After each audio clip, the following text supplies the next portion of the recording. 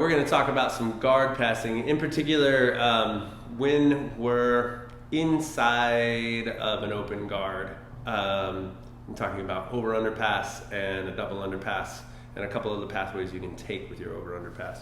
So first, we're going to assume that maybe Russell has an open guard here, and I'm going to try and staple one leg to the ground with a shin, and I'm going to be planted up with the other. So if I'm nice to him, I'm putting his thigh like right next to my ankle, so there's a little space in there. If I'm mean, I'm riding his adductor with my shin, and this has a nice trap to it. The other one has some pressure.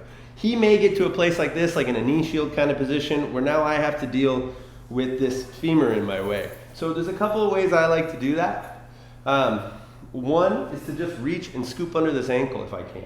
So sometimes I got to push forward and lean back, right? And that gives a little space. If I just try and reach in there and Russell's hiding that foot, hard, but if I push into it, a little opening happens. This hand now, I'm trying to drive my pressure into that calf and get his knee up on my shoulder so he can't bend his leg anymore. My hands can do a variety of things. They can push on the elbow to help clear his arms. They can reach through to a collar, but I really like this elbow push or this shoulder grab. If I can come all the way to this shoulder and try and touch his knee to his shoulder, and I'm pushing his legs in opposite directions, now as I sprawl and turn the corner, this hand replaces what my knee was just doing, and I have him caged in this cradle-y position here. So that's one path. Sometimes we get under here and we can't get that elbow because he's got too good of frames moving. Right? Yeah, or he's like framing on my, yeah, this is terrible. This is hard to get going that direction.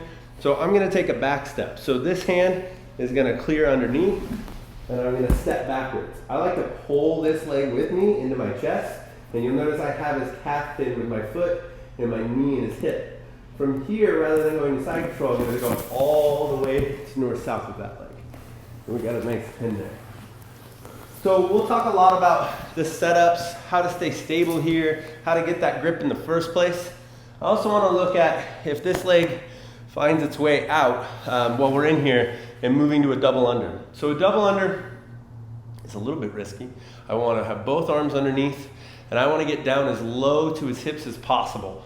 If I go shallow here, he's just going to go heavy, and now he can't go anywhere. And he might be able to attack my arms or get one arm out and triangle me.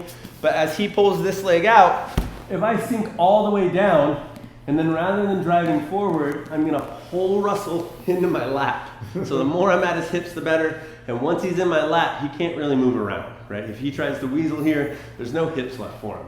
So from here, same thing, I'm going to reach up and find a collar. And now I'm going to drive this knee to that shoulder and give him a nice stretch. And from here, I sink my hips down. And I got a nice paper cutter waiting for me. So it's pretty pressure oriented. We'll talk about it, go step by step, and what to do when they frame on you a little bit.